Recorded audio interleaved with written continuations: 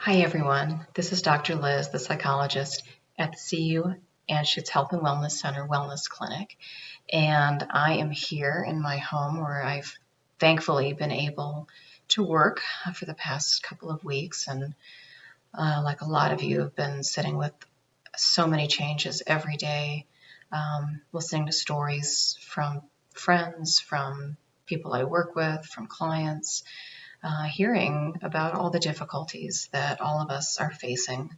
Some of us pretty significant. Some of us know people who are ill. Some of us have people we need to care for and can't. Some of us aren't able to work right now. And things seem to be changing day by day. And it's difficult. And it's getting more difficult.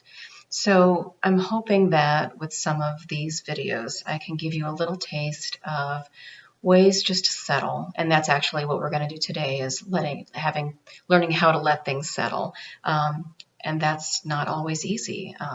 It's very anxiety provoking to be in this difficult space.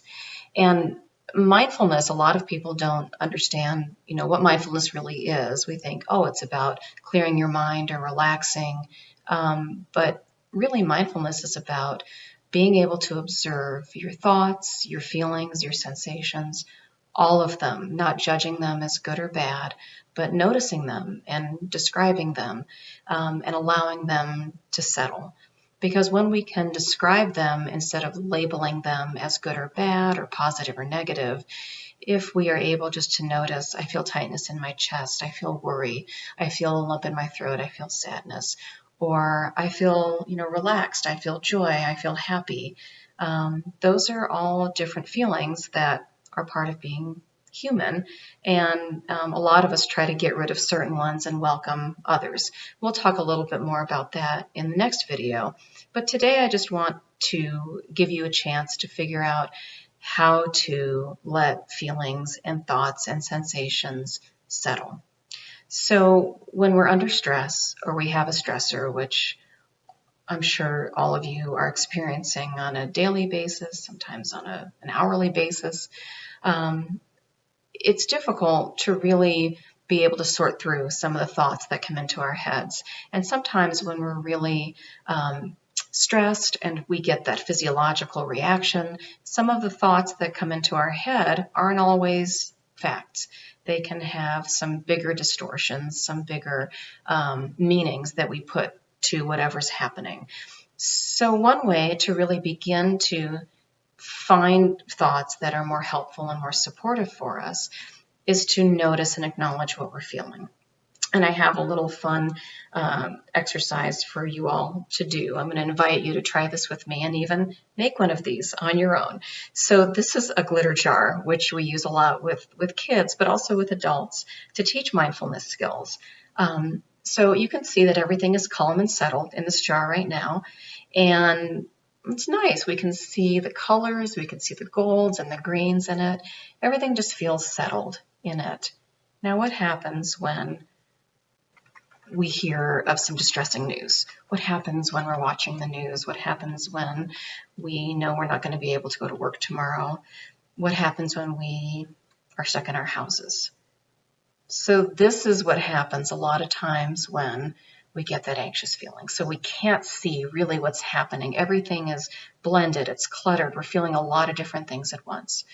But if we're able to take a grounding breath, just noticing our breath for a few minutes, or even just watching some of the glitter settle, we can then begin to see more clearly, oh, the green and the bigger yellow pieces have settled. The smaller gold pieces are becoming more sparse, more clear, and I can really point out like which ones I can just watch one and watch it float down.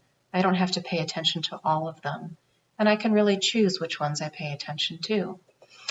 And if we think of these, or we can view these maybe as some of the thoughts that come into our mind when we're feeling so stressed, we might have lots of jumbled thoughts like, this is the worst thing ever, my gosh, I'm never going to survive this, how am I going to get through this?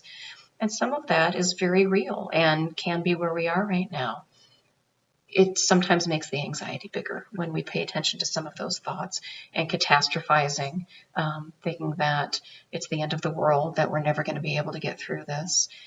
But if we're able to settle a little bit, then we can start to look at, well, that's one thought. How true is it? Is there maybe 1% that might not be true? Is there a chance? Is there one small little thought that says, you know what, I've gotten through tough times before. I have resilience. I know that whatever comes my way, I can sit with that. I can get through it. And it may be something challenging that I've never dealt with before. But I know that I have the resources if I need them. So that's one way that you can just begin to notice your feelings and your thoughts and to let them settle.